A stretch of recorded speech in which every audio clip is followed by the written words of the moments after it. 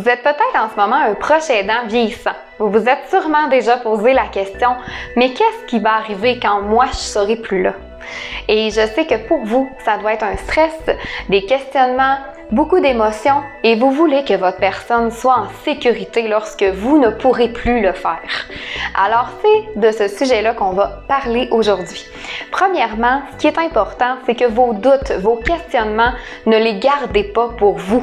Partagez-les à vos proches, votre famille, allez consulter des ressources, mettez tout clair sur une feuille et allez vraiment chercher qu'est-ce qui est important pour vous suite à ce beau petit débriefing. C'est important de bien noter c'est quoi vos intentions pour votre personne. Quels sont vos désirs? Qu'est-ce que vous voulez qui reste lorsque vous ne pourrez plus le faire?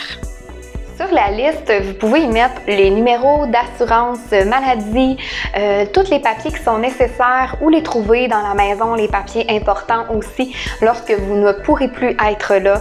Qu'est-ce qu'on peut venir rajouter aussi à cette liste-là? C'est des numéros de téléphone de votre entourage qui sont déjà dans le réseau de la personne que vous aidez.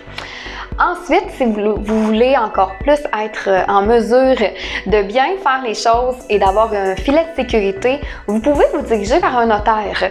Le notaire va pouvoir mettre des choses en place, mettre vos volontés, vraiment tout écrire pour être certain que lorsque vous ne pourrez plus être là, que tout sera respecté selon vos volontés et selon les volontés de la personne que vous aidez. Si on continue avec le quatrième point qui peut être très nécessaire, c'est de préparer votre personne tranquillement à votre départ éventuel. Si celle-ci est bien entourée, si vous mettez bien les choses en place autour de votre personne, le processus se fera plus en douceur pour celle-ci. Alors, mettez bien les choses en place, allez chercher des professionnels qui pourront vous aider à faire un transfert tranquillement. Donc, est-ce qu'il y a des gens autour au niveau du CLSC, au niveau des proches qui tournent autour de votre réseau qui pourraient reprendre la relève tranquillement? Donc, c'est très important d'aller vérifier tout ça.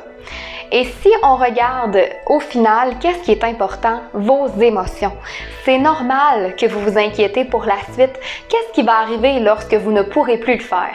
Vous, si vous mettez tout ça en place, ça sera plus facile.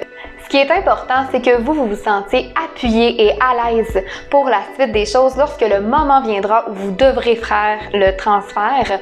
Et pour votre personne, elle se sentira accompagnée, soutenue et écoutée et tout se fera en douceur.